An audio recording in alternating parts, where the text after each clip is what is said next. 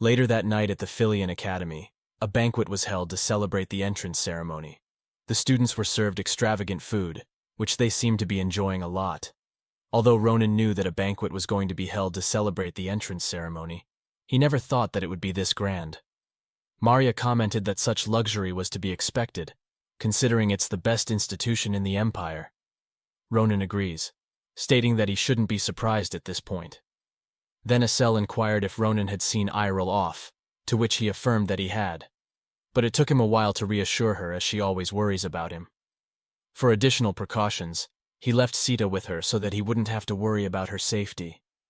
Despite being small, Sita is a dragon after all, which is more than capable of protecting her. Asel praised him for being such an amazing brother, to which Ronan simply smiled, stating that it's only natural for him to do so. He then decided to start eating and assess how the food of the most prestigious academy tasted. But as he was about to take a bite, Schlieffen suddenly appeared behind him, questioning if it was really the time for him to be eating.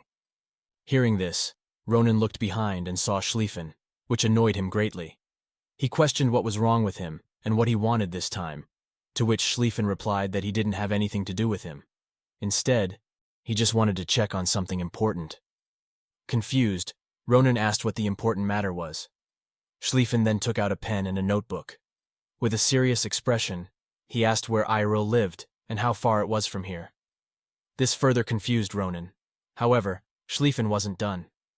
He asked about the road conditions on the way to Iril's home and if the security was good there, or if there were any bandit incidents around that area. Ronan told him to wait, as he is overwhelmed by the flood of questions, but Schlieffen persisted, asking whether he had employed escorts to protect Iril. He expects Ronan to at least hire a mercenary army to escort her, and if not, then he is worse than a prisoner.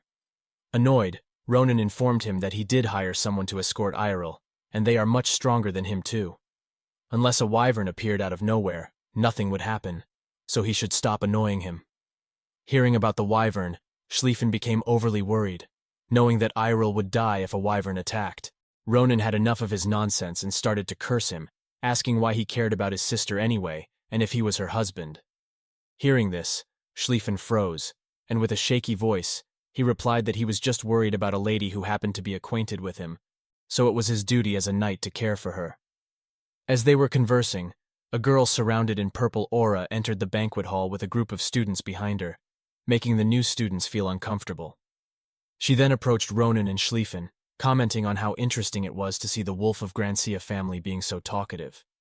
With a glare, Schlieffen asked her what she wanted, and addressed her as Akalucia. Her name is Elizabeth Akalucia, and she is also a freshman who topped the magic class. She told Schlieffen not to be mistaken, as she isn't here for him. Instead, the person she is most interested in right now is Ronan. While Ronan questioned what she wanted, Schlieffen got the gist of her motives, saying that she must be here for another one of her evil hobbies. He then decided to leave, informing them that his business with Ronan was done. As he was leaving, he abruptly stopped, then turned around to ask Ronan his opinion on sending some of his family guards to protect Iril. Barely holding back his anger, Ronan told Schlieffen to leave. Then, Asel called out to Ronan in a shaky voice, informing him that she was the person from before who was at the magic department's student meeting. Ronan replied that he is aware of her powers, as he had seen her during the student meeting where she easily and overwhelmingly defeated her opponent. Hearing their conversation, she says that it was nothing but a lesson for those who tried to bare their claws at her. She then asked Ronan if he understood the meaning of her words, to which he bluntly replied that he didn't, and asked her what business she have with him. She replied that she was extremely impressed by his talent, so she came to make him a very special offer. She then took out a purple necklace, and says that this was an offer that someone like him could never even dream of. Ronan was taken aback upon seeing the necklace, as he is sure that it is the Akalucia family's invitation. Unlike most aristocrats, who prioritize bloodlines, the Akalucia family prioritizes talent above anything else. This is evident as they have debuted many talented individuals and secured their position as one of the two pillars of the empire. They offer opportunities to those who display immense potential to become a part of their family, and the symbol of that opportunity is this necklace, also called the invitation to the Akalucia. Knowing the significant value of the necklace, Ronan asks her if she is allowed to just give it away like this. Judging by his question, she realizes that Ronan knows about the Akalusha's invitation, so she inquires as to where he heard about it, to which he replies that he happened to hear about it from a passerby. This is not true, as he learned about it in his past life when he was a disciplinary soldier. A person informed him of the Akalusha family's invitation and showed him the necklace. Upon seeing it, he asks that if he were to have that, could even a commoner like him become a part of that great family, just like the one who showed him, Commander Adeshan Akalusia? She replied affirmatively, but she also informed him that he has to pass a test given by the Patriarch, which won't be an issue if he is talented. Thus, she tells him to keep that in mind, as once he makes up for his crime through his accomplishments in war, he may also end up receiving an invitation himself. She believes that because in her eyes, he is quite talented. Back to the present, Ronan is closely inspecting the necklace. As he already knew the details, Elizabeth decided to skip the explanation and then tells him that she expects him to make a wise decision. As she was about to leave, she abruptly stopped, then turned around and tells Ronan that even if he is born as a talented beast, should he mingle among the sheep for too long, he will become just like them. She then leaves the banquet hall, making Estelle feel relieved, while Ronan wonders if all the geniuses are like that, doing whatever they please. Nevertheless, it's good that he now has a method of contact, as the Akalusha family should be a great help to him in the future. Filion is an educational institute that prioritizes students' ability above everything else, and depending on one's grade, their environment can greatly change. The most representative example of that is the dormitory system. This is Nataya Hall, a very nice mansion where the intermediate rank students are assigned. Each student gets a clean room with a high-grade cafeteria and much more. This dormitory is nice as it has all the things the students need, while on the other hand, the students who make up the bottom 30% are assigned to the Kratir Hall, a shabby wooden cabin. The first day in the Kratir Hall usually starts with students shouting and whining about how they are supposed to live in this old shabby place, and since they are noble, they will need some servants. However, the dorm head informs them that there are no employees in the service at the Kratir Hall. Moreover, 4 people are assigned in one room, and they will also have to share the cafeteria, showers, and the bathroom. Upon hearing this, the students are really distressed. However, the dorm head informs them that this is the academy's rule, so it is futile for them to argue with him. He then suggests them to study hard. Otherwise, they will also have to stay here the next semester. The students are terrified to even think of such a thing. Moving on to where the top 10% of the students, including Ronan, are assigned to the Naberdozer Hall, which looks like a luxurious palace, and the rooms are so big and extravagant that Ronan was left speechless, wondering what kind of academy gives out rooms like this to a student. This reminded him again of how prestigious this academy really is. He then notices a letter on the table, which is the class registration form that they were explained earlier. Ronan wonders if he is supposed to write down the classes he wants to take on the timetable. Earlier, he heard that it is important to get adjusted to the academy during the first year, so it is recommended not to choose too many. However, all the classes look so interesting that he doesn't know which ones to choose.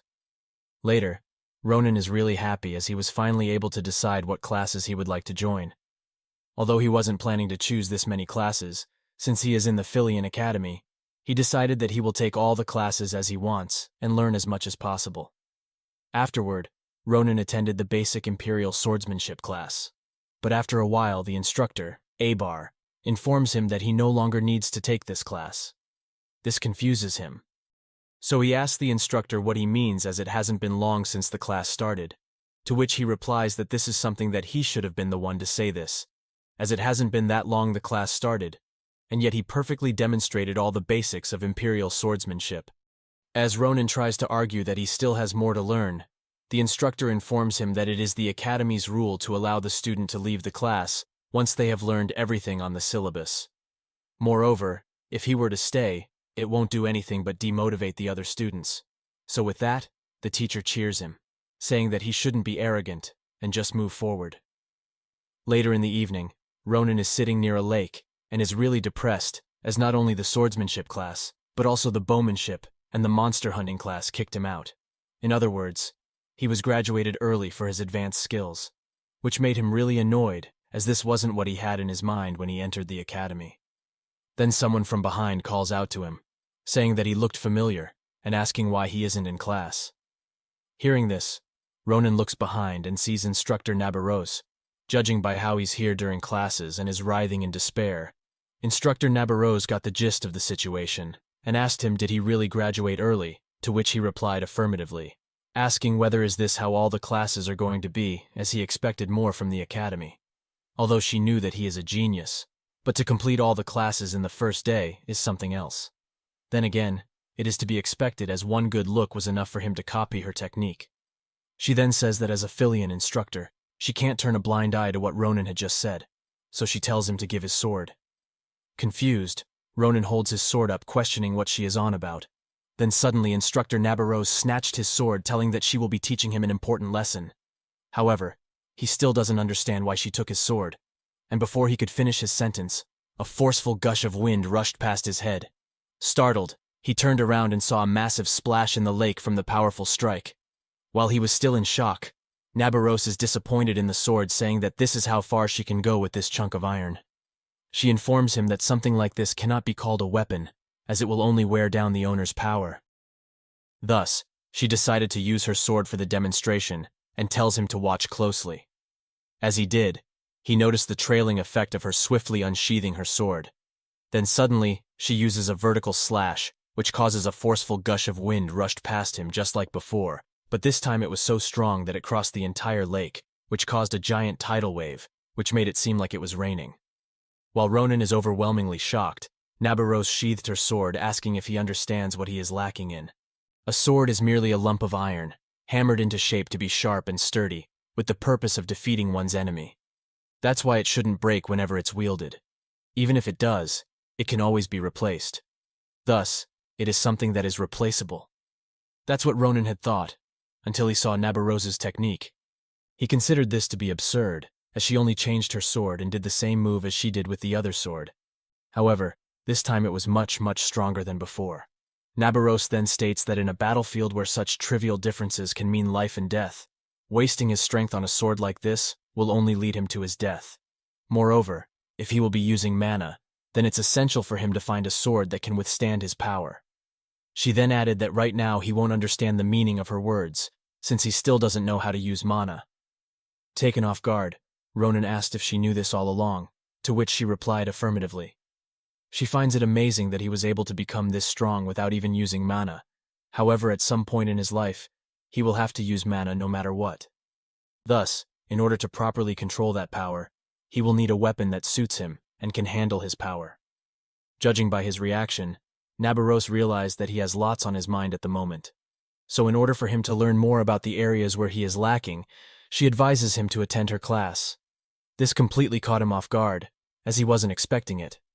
He questions if he can really attend her class, to which she replies affirmatively, saying that although only second years and above are allowed, she will make an exception and permit his entry. However, instead of that lump of iron, he will have to bring a proper sword, and that is her condition for him to attend her class.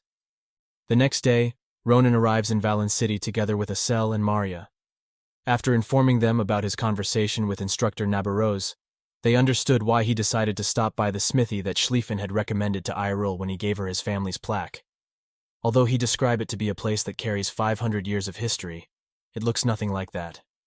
Even Asel is a little doubtful about this place, while Maria commented that it looks so shabby that it seems like it will collapse if she tries to touch it. She questions if this is really the Grancia family's regular smithy. Ronan himself isn't sure if this is really the place, so he says that they'll find out once they go inside. However, the inside looks even messier than the outside. He finds it strange as Schlieffen isn't someone who would lie like this. Then suddenly, a creaking sound echoed as the door started to open by a hairy clawed hand, whose owner asks them why they are being noisy when he was having a nice sleep. As the person came out of the door revealing their furry figure, questioning Ronan and the others who they are and why they are making a fuss in broad daylight. Asel is shocked while Ronan finds it fascinating as it's rare seeing a werewolf in a smithy. Annoyed, the werewolf menacingly questions as to why they have come here. Ronan then shows him the Grancia's plaque and sarcastically questions as to why would anyone decide to come in a smithy rather than buying a sword. He then informs him that they came here on Schlieffen's recommendation, as he told them that this smithy has superior weapons.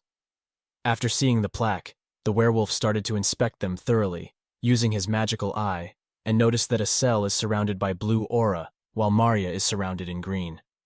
However, he can't feel anything from Ronan. As none of them have the characteristics of the Grancias, he informs them that even if they have this plaque, it doesn't make them part of the Grancia family. Irritated, Ronan asks the werewolf what it meant. In response, he yawns, stating that although he doesn't know who leaked this place, it's time for them to leave as customers like them aren't welcome here. As Ronan was about to argue further, the werewolf stops him, then turns around and begins licking his lips while mentioning that there's still a way. He then points at a cell and says that if they let him tear her arms, he might consider it since he happens to be hungry, so he would appreciate the generosity. Terrified, a cell insists that she is not tasty, while Ronan is extremely angry. He then calls out to the werewolf, informing him that he has crossed the line. Then, in an instant, Ronan unsheathes his sword and thrusts it at the werewolf, causing him to be pushed back.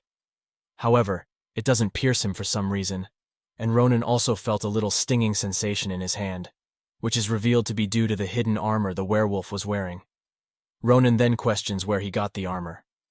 As the werewolf remains silent, Ronan states that it doesn't matter anymore, as he is going to completely destroy it.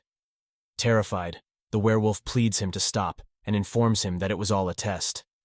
Confused, Ronan inquires about the test, to which the werewolf explains that it is the smithy's procedure to verify the skills of those they see for the first time. He also admits to intentionally provoking Ronan as a means to test out his newly crafted armor.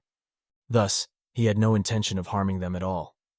Still a little skeptical, Ronan informs him that what he just heard sounded like a lame excuse. The werewolf quickly responds, insisting that it's not an excuse at all, as it would be even more stranger for the smithy that the Grancia family uses to not have this kind of procedure, and if he's still skeptical, he can always verify it with Schlieffen. Ronan finally believes him, saying that these types of procedures will ultimately lead him to his death, to which the werewolf replies that it was not part of the procedure. Instead, it's his fault for going overboard. He then apologizes to Estelle, reassuring her that he doesn't eat humans, so she doesn't have to worry. Estelle, still terrified and hiding behind Maria, accepted his apology. However, she still doesn't fully trust him. The werewolf then introduces himself as Didakan, who works as an apprentice at this blacksmith, and also works as a gatekeeper sometimes. After learning Ronan's name, Didakan informs him that if he's here to buy weapons, he must follow him as he will escort them inside, because this place is just an entrance to their workshop, and the real smithy is inside. After following Didakan, they arrived in an empty room where he instructed everyone to prepare themselves. Then he pressed a button, announcing that they were about to witness something extraordinary. Suddenly, a series of gears began to rotate, causing the entire room to descend. The sight left the three of them speechless. As they descended deeper, the ceiling appeared to move farther and farther away, creating a sense of increasing height in the room. Ronan then inquires about it, to which Didakan explains that it's called an elevator. He mentions that it was made using magic stones and a pulling mechanism, allowing it to ascend and descend rapidly. Thus, it's the fastest way to reach the main base of the smithy. They then arrive underground, and as Ronan looks around, Didakan informs them that this place is called Grand Karpadoki, the largest and finest forge in the entire empire. Ronan finds it absurd that something of this scale exists underground, and that very few people know about it.